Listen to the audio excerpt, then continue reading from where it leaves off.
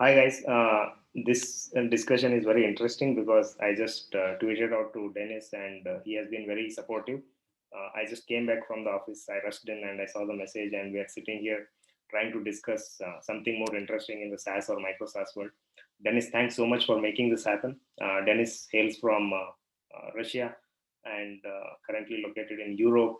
He runs SaaS Camp, and I think you have seen his tweets recently where he has clearly explained the pricing strategy and other things. So I felt like he would be the right person to really talk about getting the first 10 to 50 customers and onboarding them, and also deploying a strategy around a particular SaaS business or a micro SaaS business entrepreneur is actually behind.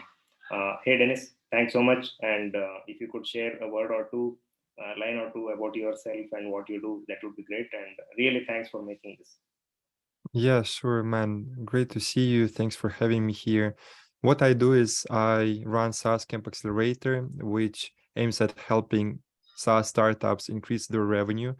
And there I help founders with sales and marketing. So by the end of the program, all of them leave with a consistent SaaS sales funnel, which generates them leads. And again, answering your question about onboarding first 10, 15 customers, there are so many things to cover. I wish I could fit them all in a couple-hour call.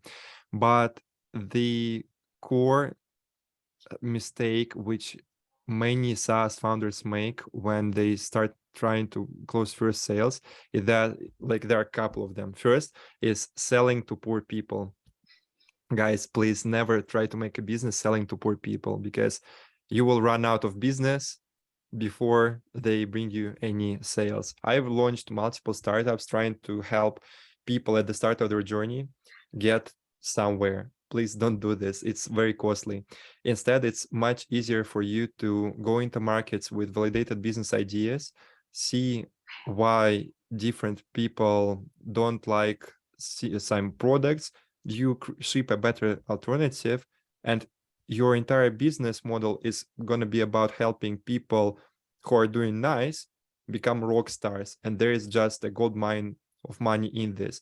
So then, why many people struggle to close sales for early stage SaaS products is because they're selling features and not the money at the discount. Let me explain. All of us, like SaaS founders, where we know all the problems about our thing, we know the ins and outs, that we have these features, these ones are missing, and so on. Couple of things: your product will never be ideal, and people don't buy features from you. What they buy is they buy money at a discount. The ideal way for you to position your SaaS in a like potential demo call is the person gives you $10 and gets $100 in return.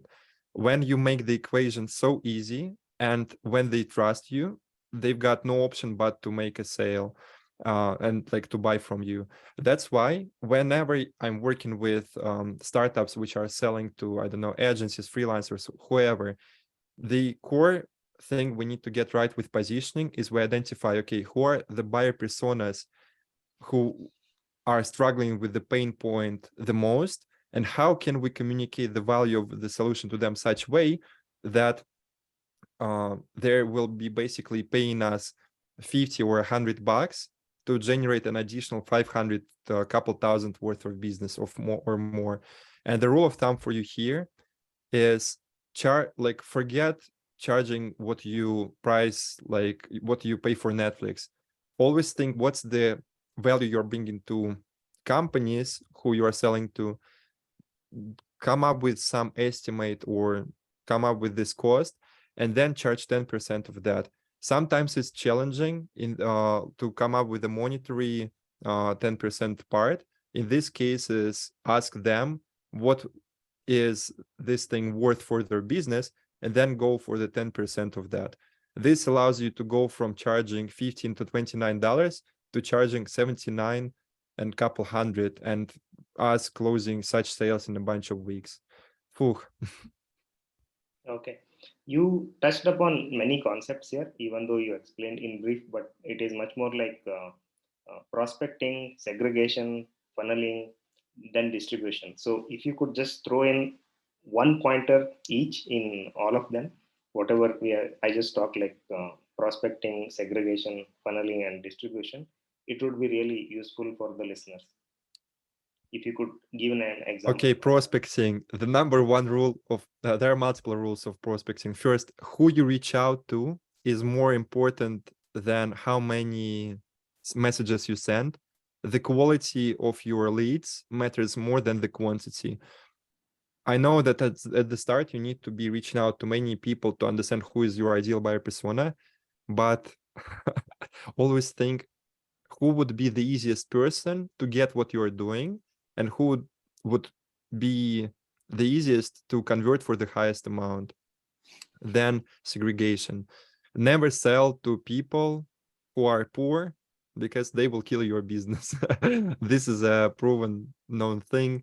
And one of the core things we fix is we stop selling to people who more or less need our solution, and much rather identify those who are hungry for it.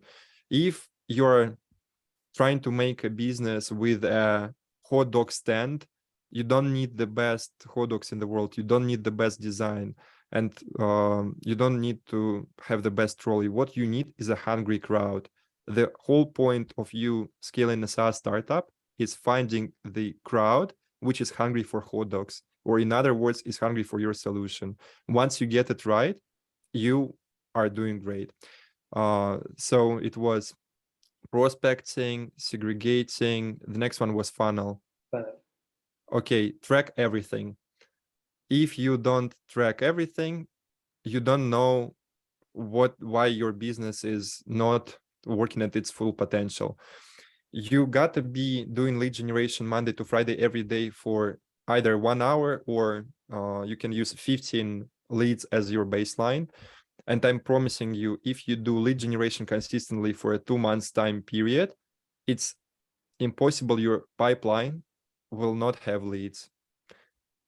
One thing. And second, track everything: number of people you send messages to, number of replies, conversion into calls, and your close rate in calls, and all the channels as well. Because this is basically, if you're not doing this, you are not tracking the health of your business. And you can't run a marathon unless you do checkups with doctor from time to time. So tracking everything in your funnel is a must if you want to run a marathon, and that's what you're doing. And what was after the funnel? Distribution. Go for the first. So the fastest way for you to break $1,000 MRR or couple $1,000 MRR is to go for direct outreach and direct sales. There's no methodology faster than that, because only sending people a message, asking them for a call, and getting on a call in 2 days and closing the sale on the day 3, there is no way you can build rapport and close sales faster than this one. And close first 15-20 customers through one-on-ones as soon as possible. Then see who converts easier, so you can position your solution to them. And then I'm against doing SEO from day one and doing partnerships from day one, because unless you've got 20 customers, you don't yet know who you need to be selling to.